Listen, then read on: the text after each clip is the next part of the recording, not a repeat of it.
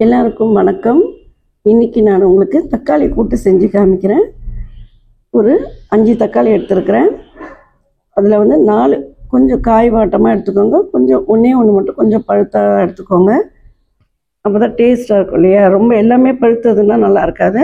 காய் தக்காளி கிடச்சா எடுத்துக்கோங்க. ஒரு பழம் மட்டும் எடுத்துக்கலாம். அதில் ஒரு 5 தக்காளி எடுத்துருக்கேன். இது கூட வந்து ஒரு 100 சிறுபருப்பு, அதுக்கப்புறம் வந்து ஒரு 7-8 பல் பூண்டு, ஒரு வெங்காயம், ஒரு 3 பச்சை மிளகாய். சரிங்களா? நம்ம இப்போ எப்படி செய்யலான்றது பார்க்கலாம். கூட்டு பண்ணுறதுக்கு நான் குக்கர் கேஸில் வச்சுட்டேங்க. நீங்கள் எல்லா பொருளும் போட்டுட்டு குக்கர் ஆன் பண்ணிக்கலாம். இந்த கிளாஸில் ஸ்லிம்மில் வச்சுட்டு சிறுபருப்பு ஃபஸ்ட்டு போட்டுருங்க.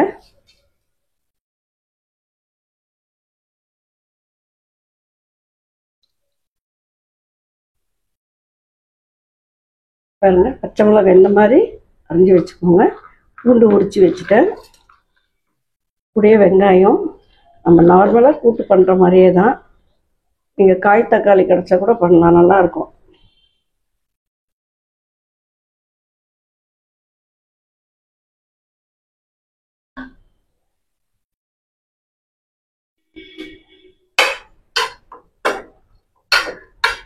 இது கூட கொஞ்சம் கல் உப்பு,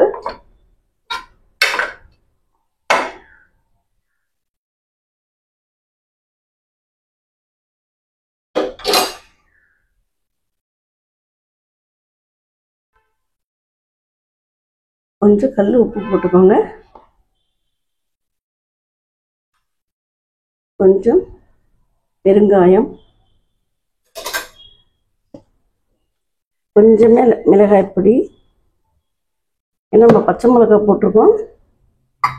சும்மா கொஞ்சமாக மிளகாய் பொடி போட்டுக்கோங்க. கொஞ்சம் மஞ்சத்தூள். அவ்வளோதான். எல்லாத்தையும் மிக்ஸ் பண்ணிவிட்டு நல்லா ஒரு 3 விசில் விட்டுடலாங்க.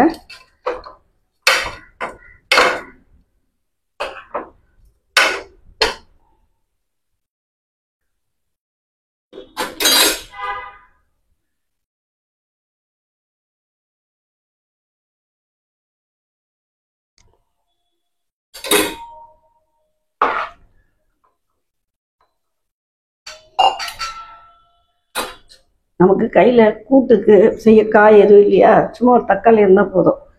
தக்காளி கூட்டு செஞ்சுட்டு இதுக்கு காம்பினேஷன் நீங்கள் வந்து வெஜிடேரியன் தான் அப்பளப்பூ பொரிச்சிக்கலாம், தொகையில் அரைச்சி கூட வச்சுக்கிட்டா சூப்பராக இருக்கும்.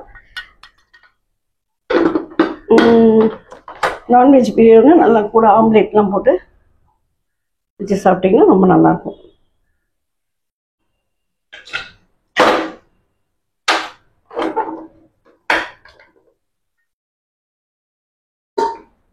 நான் 4 விசில் விட்டு ஆஃப் பண்ணிட்டேங்க. குழஞ்சி வந்திருக்கு.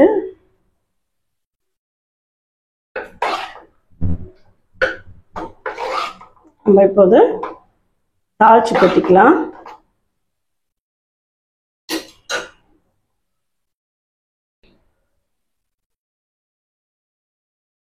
தாளிச்சு கொஞ்சம் எண்ணெய் ஊற்றிக்கோங்க தாளிப்புக்கு.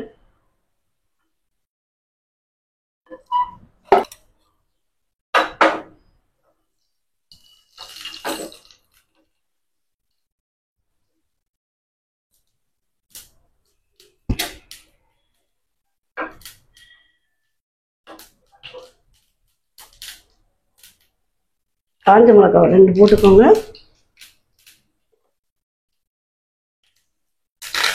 கருவேப்பிலை,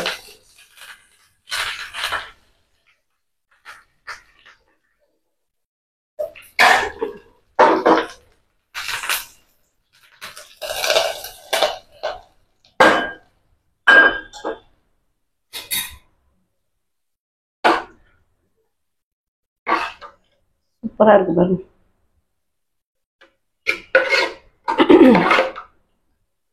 காய் இல்லைன்னா அர்ஜென்ட்டுக்கு இந்த மாதிரி ஒரு செஞ்சுக்கலாம்.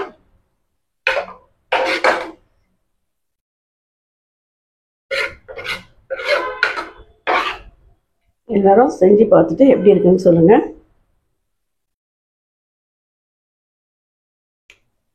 செம்மையாக வந்திருக்குங்க. இது நீங்கள் சப்பாத்திக்கெலாம் கூட தொட்டுக்கலாங்க. சூப்பராக இருக்கும். தோசைக்கு, சப்பாத்திக்கு எல்லாமே தொட்டு நல்லாயிருக்கும். எல்லாம் எப்படி இருக்குன்னு செஞ்சு பார்த்துட்டு சொல்லுங்கள். இப்போ நான் உங்களுக்கு பவுலில் மாற்றிட்டு காமிக்கிறேன்.